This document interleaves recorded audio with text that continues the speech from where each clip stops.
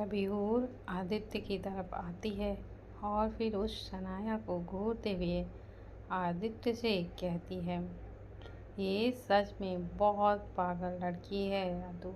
मतलब गिरगिट से भी तेज तो ये अपने रंग बदलती है। जब उसकी बिग बी को फंसाने की प्लानिंग फेल हुई तो इसका टारगेट भैयू थे, और जब इन्होंने भी इसे कोई भाव नहीं दिया तो अब ये आपको अपनी जाल में फंसाना चाहती है। तभी आदित्य हूर को साइड हक करते हुए उससे कहता है, डोंट वरी एंजल, इसकी जाल में ना ही मेरे भाई फंसेंगे और ना ही मैं। तभी आदित्य उस शनाया की तरफ देखते हुए उससे कहता है, तुम्हारी जानकारी के लिए बता दूं मैं तुम्हें कि आई एम ऑलरेडी टेकन, शादीशुदा हूँ मैं। तो एक मैरिड मैन को फंसाते हुए तुम्हें शर्म नहीं आती? छोड़ो, मैं भी किससे बात कर रहा हूँ जिसके पास शर्म है ही नहीं। हाँ, तो बिजनेस के नाम पर तुम लोगों को फंसाते हो ना, तो जस्ट अ सेकंड। तभी आदित्य किसी को एक मैसेज करता है और तभी मिस्टर रॉय का फ़ोन बजने लगता है। जब मिस्टर रॉय का फ़ोन बजने लगता है तब मिस्टर रॉय वो फ़ोन उठाते हैं। अगले ही सेकंड उसके पैरों के नीचे से ज़मीन खिसक जाती है। मिस्टर रॉय पहले आदित्य की तरफ देखते हैं, फिर उन सब की तरफ। तभी वो शनाया अपने डैड की तरफ देखती हुई उनसे पूछती है, डैड क्या हुआ, आप इतने शॉक्ड क्यों लग रहे हो? तभी मिस्टर रॉय अपनी छिपकली जैसी बेटी की ओर देखते हुए उससे कहते हैं, हमारे कंपनी के सभी शेयर्स अचानक से ही नीचे गिर गए हैं। हमारी कंपनी डूब गई और हम सड़क पर आ गए हैं। तभी शनाया अपना सिर ना में हिलाते हुए उनसे कहती है, नो डैड, ऐसा नहीं हो सकता, हम ऐसे बर्बाद नहीं हो सकते हैं। तभी आदित्य शनाया की बात को काटते हुए उससे कहता है, हो सकता नहीं, हो चुका है।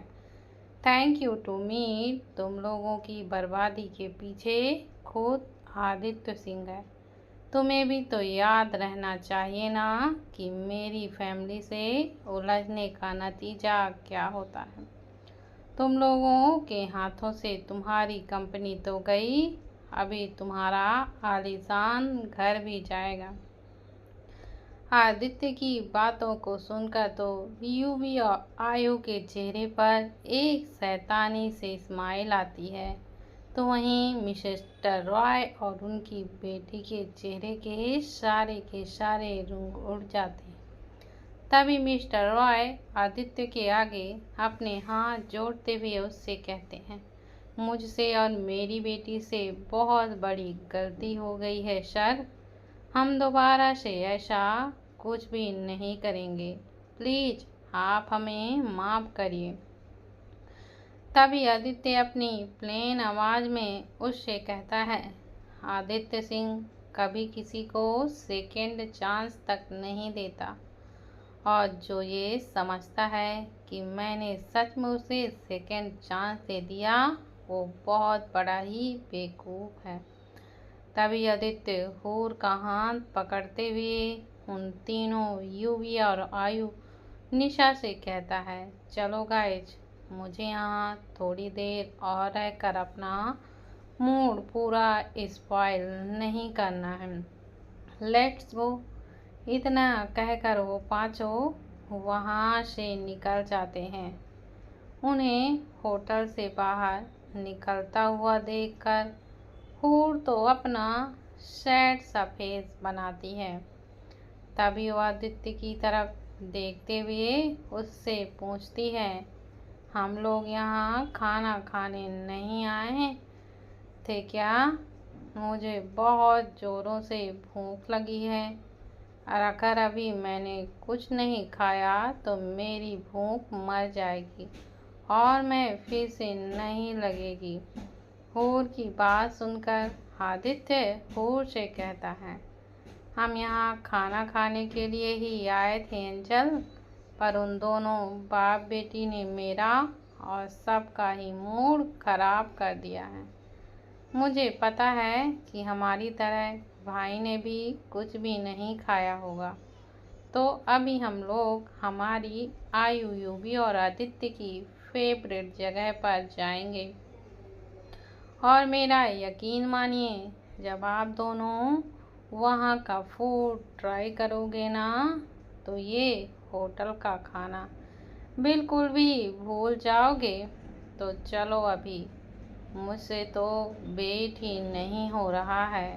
तभी हूर आदित्य की तरफ देखते हुए उससे कहती है, हाँ चलो चलो, फिर वहाँ पर हम बिग बी को हैप्पी न्यूज़ भी बताएंगे। हूर गुड न्यूज़ तो नहीं बोल सकती थी, वरना बेचारे यूवी को बहुत बड़ी गलतफहमी हो जाती, जिसका खामियाजा आदित्य को भुगतना पड़ता।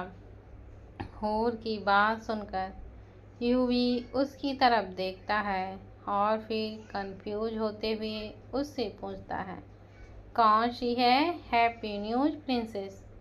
तभी आदित्य यूवी की तरफ देखते हुए उससे कहता है, भाई वहाँ जाते ही आपको पता चल जाएगी ना।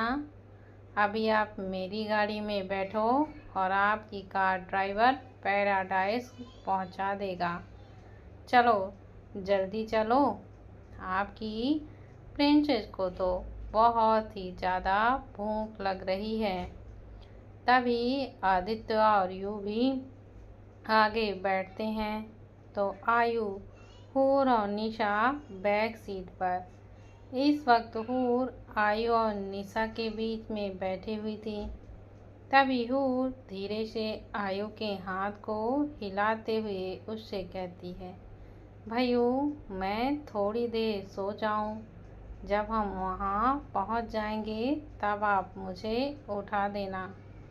इस पर आयु हूर की तरफ देखते हुए उससे कहता है, हाँ रैबिट, आप सो जाओ, मैं आपको उठा दूंगा। तभी हूर अपना सिर आयु के सीने पर रखती है और अपने एक हाथ से निशा का हाथ पकड़ते हुए अपनी आँखों को बंद कर लेती है। आयु धीरे धीरे हूर के बालों को सहलाता है, जिससे कि हूर झट से एकदम रिलैक्स हो जाती है। और हूर को रिलैक्स होता हुआ देखकर निशा के फेस पर भी एक स्माइल आ जाती है। यूवी और आदित्य दोनों ही गाड़ी के मिरर से पीछे हूर की तरफ देख ही रहे थे, जो अभी आयु के सीने पर सिर रखकर बेफिक्र से सोई हुई थी। वो चारों अभी पूरी तरह से शांत थे, ताकि किसी भी आवाज़ की वजह से हूर की नींद न टूटे। कुछ आधे घंटे बाद वो लोग उस जगह पर पहुंचते हैं और आयु धीरे से हूर को उठाता है।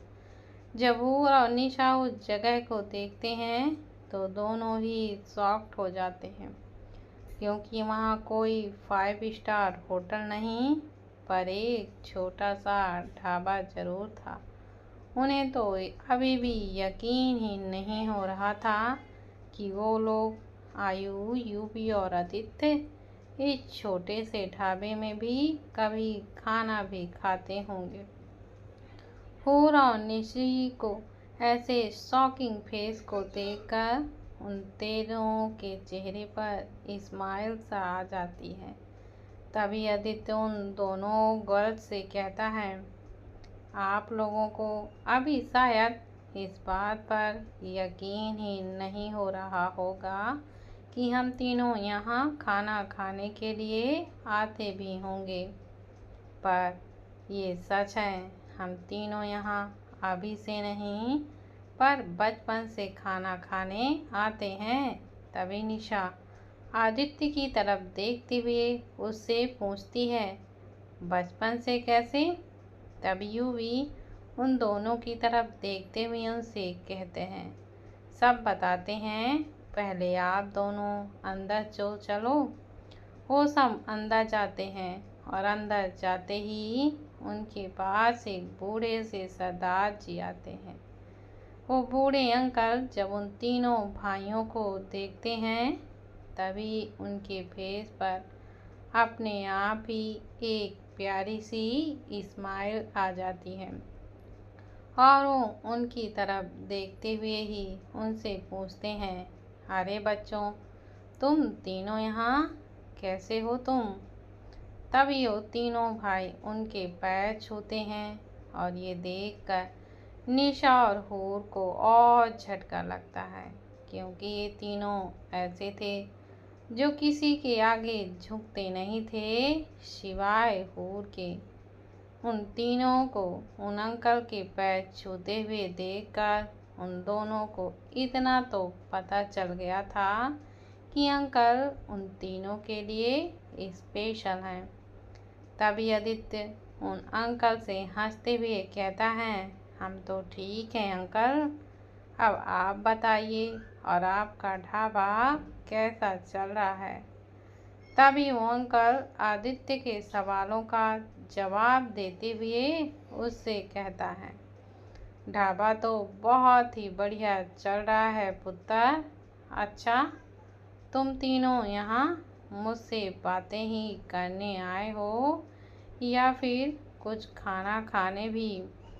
तभी उनकी नज़र हूर और निशा पर पड़ती है। वो मुस्कुराते हुए उनसे पूछते हैं, ये प्यारी प्यारी बच्चियाँ कौन है तुम्हारे साथ? तभी आदित्य हूर का हाथ पकड़ते हुए उन अंकल को बताता है, अंकल, ये मेरी वाइफ है मिसेज हूर आदित्य सिंह। तभी आयु निशा का हाथ पकड़ता है और यूवी की तरफ देखते हुए कहता है, भाई मुझे आपको कुछ बताना है। Actually we are together now. आयु की बात सुनकर पहले तो यूवी आयु की तरफ देखता है और फिर कन्फर्मेशन के लिए आदित्य और हूर की तरफ भी वह देखता है। वो दोनों भी अपना सिर हाँ में ही हिला देते हैं। तभी यूवी आयु के पास जाकर उसे हक करता है और फिर निशा के सिर पर भी अपना हाथ रखते हुए उन दोनों से ही कहता है, मैं बहुत खुश हूँ तुम दोनों के लिए। Congratulation guys. वो दोनों साथ में यूवी को थैंक यू भाई बोलते हैं। तभी आयु उन अंकल की तरफ देखते हुए कुछ बताने ही वाला होता है कि तभी वो अंकल आयु को रोकते हुए उससे कहते हैं, हाँ हाँ, मैं समझ गया पुत्र कि ये तेरी वाली है, मुझे फिर से मत बता। अंकल की बातों को सुनकर तो आयु बस थोड़ा सा प्लस करता है, तो वहीं वो दोनों गर्ल्स उन अंकल के पैरों को छूती हैं। उन दोनों को देखकर उन तीनों के चेहरे पर एक प्यारी सी स्माइल आ जाती है। तभी वो अंकल दोनों लड़कियों के सिर पर अपना एक एक हाथ रखते हुए उन दोनों से ही कहते हैं, जीते रहो बेटा, वाहे गुरु आप दोनों को हमेशा ही खुश रखें। तभी अंकल उन तीनों लड़कों की तरफ देखते हुए उनसे कहते हैं, तुम बच्चियों को लेकर बैठो, मैं अभी तुम्हारे लिए थाली लगवाता हूँ। वही हमेशा की तरह ही ना, वो तीनों अपना सिर हिलाते हैं और वो दोनों लड़कियों के साथ वहाँ से रखे टेबल पर बैठ जाते हैं। तब हूर उन तीनों की तरफ देखते हुए उनसे पूछती है, आप उन अंकल जी को पहले से जानते हो क्या? क्योंकि जिस तरह से वो आपसे बातें कर रहे थे उनसे तो ऐसा ही लगता है कि वो आपको बहुत ही सालों से जानते हैं। तभी आदित्य अपनी छोटी सी स्माइल के साथ हूर से कहता है, हाँ एंजल, वो अंकल हमें तब से ही जानते हैं जब से हम छोटे छोटे से बच्चे थे। आदित्य एक बार आई और यूवी की तरफ देखता है और तभी वो दोनों अपना सिर हिलाते हैं। तभी आदित्य हूर और निशा की तरफ देखते हुए उनसे कहता है, आज मैं आप दोनों को हमारी लाइफ का थोड़ा सा हिस्सा ही सुनाऊंगा, पर उसे सुनकर आप दोनों बैड फील मत करोगे, ओके।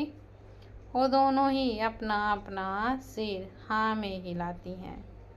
तभी आदित्य हूर के एक हाथ को अपने हाथों में लेता है और उन दोनों हूर और निशा की तरफ देखते हुए उनसे कहता है, जब मैं 10 साल का था तभी मेरे पेरेंट्स की एक कार एक्सीडेंट में डेथ हो गई थी और तभी मुझे यूवी भाई और आयु भाई भी मिले। हम तीनों ही अकेले थे। किसी न किसी वजह से हमारे पेरेंट्स हमसे दूर चले गए थे। मेरे मॉम डैड ने मेरे लिए बहुत कुछ छोड़ा था, पर उस वक्त मैं एक 10 साल का बच्चा था और जब तक मैं 18 साल का नहीं होता तब तक मुझे कुछ भी नहीं मिलता। मतलब उस वक्त मेरे पास कुछ खाने के लिए भी पैसे नहीं थे। जब यूवी भाई मुझे मिले तब आयु भाई भी उनके साथ ही थे। इस वक्त भाई यूवी उन दोनों का पेट भरने के लिए एक छोटा मोटा काम करते थे और साथ में उनकी स्टडी भी। आयु भाई की भी हालत वही थी। ऐसे में मैं उनकी लाइफ में आया और उन्होंने मुझे खुली बाहों के साथ बहुत अच्छी तरह से वेलकम किया। उस वक्त हम तीनों काम करने के साथ साथ अपनी स्टडी को भी पूरा करते थे।